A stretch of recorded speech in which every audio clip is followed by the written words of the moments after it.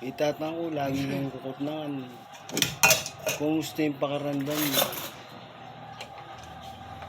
Ala. Sabihan na, ala. Ano masakit mo? Ala. Lumakad ko nga na. O tara, talakad ako. Talakad ko na naman. So, napon may anam kaming talakad ke. Ngayon sana makawalo kami. Talakad ke. Ano yung kaso, negative energy yung tepalwal mo.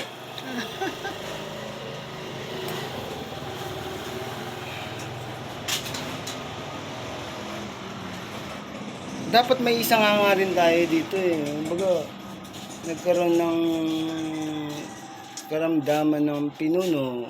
Dapat pagalingin muna bago tayo umaksyon sa mga ibang gawain, di ba? Mga dapat. Ako hindi naniniwalang, kaya naalis lang yung naalis yung memory niya kasi nga hindi na wala. Ako kasi di man paksabi, hindi man nga kotanda mo. Mga anak itaw yung yun ang sabihin siguro para ka na ako para ka na ako sabihan ko tang manoberol kaming makina kumbaga itang dati ming gagawan ipaalala ko kaya and then unti-unti magbalik tama na ito to magbalik itang kanin tuto di ba? Kasi may kanya ko naman eh. May sakit ko naman. Balo ko nga. Kayapin ka na ako nung napeparanas ka din na may stroke ko eh. Manta balo ko yung ganapan ko, di ba? Oo. Alabanan ko. Balo ito ako naman yung kaputi ko.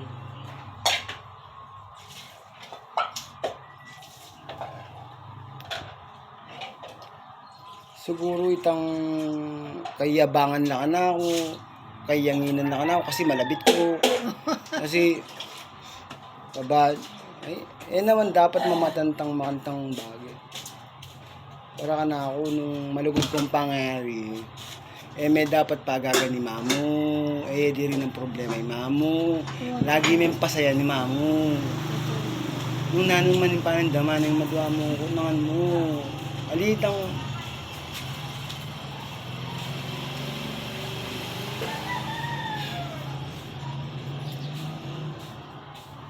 alang dudang may kakapatid tamo, alang dudang kaluguran niya yung pengari tamo. Pero sana naman, mingat tao.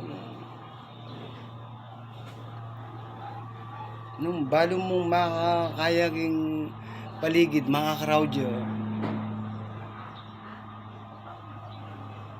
niwas ka.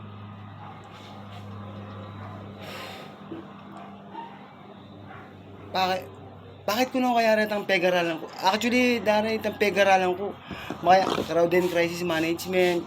Gana housekeeping. Gana peg